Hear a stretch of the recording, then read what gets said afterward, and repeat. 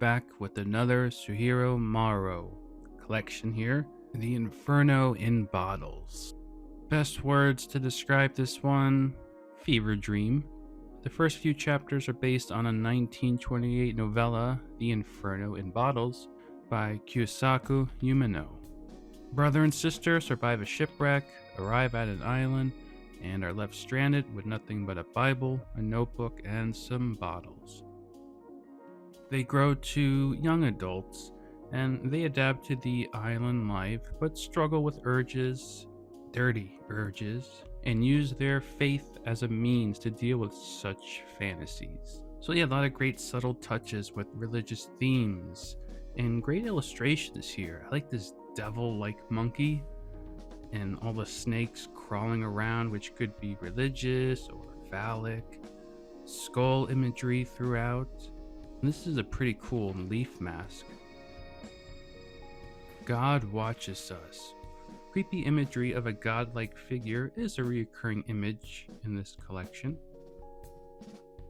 The second story in the collection, The Temptation of St. Anthony, it's adapted from the story of the life of St. Anthony and how he overcame the devilish moments in his life.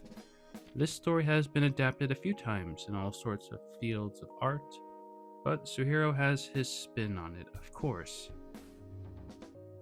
This dude, Anthony, he gets kicked around by kids. They even trick him into drinking a bucket of frogs and piss at one point. He just can't catch a break, and on top of all this, being a monk, he can't even be with a woman. A lot of great religious imagery again, and it's a simple, short story. What's interesting is that Suehiro listed his favorite adaptations of the life of St. Anthony, and you can certainly see the influence on the story with these pieces, especially the Dali one. Kogane Mochi, based on an old Japanese folk story, it's not continuing on the religious themes, but rather a goofy little story about a wealthy man who refuses to share his money with those less fortunate. People are jealous and plot ways to take his money. The climax is a decent twist, but all in all, it's a forgettable story, and the imagery isn't as nice or detailed as the previous two stories get. The fourth story, Poor Big Sister. This is classic Suehiro, just unnerving bizarreness. A young girl of her father marries an uppity woman. The two have a mentally deficient son together. The lady then leaves the father abuses the son. The stepbrother and sister run away from home. To get more money for the two, when she turns 22, she begins life as a prostitute to keep the two sheltered.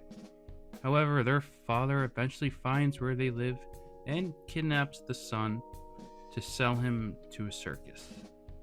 The end. Happy stuff here.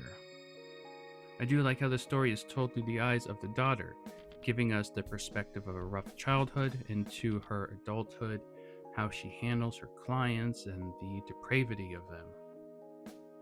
So yeah, this collection, is it a good start for those trying to get into his work? Well, maybe.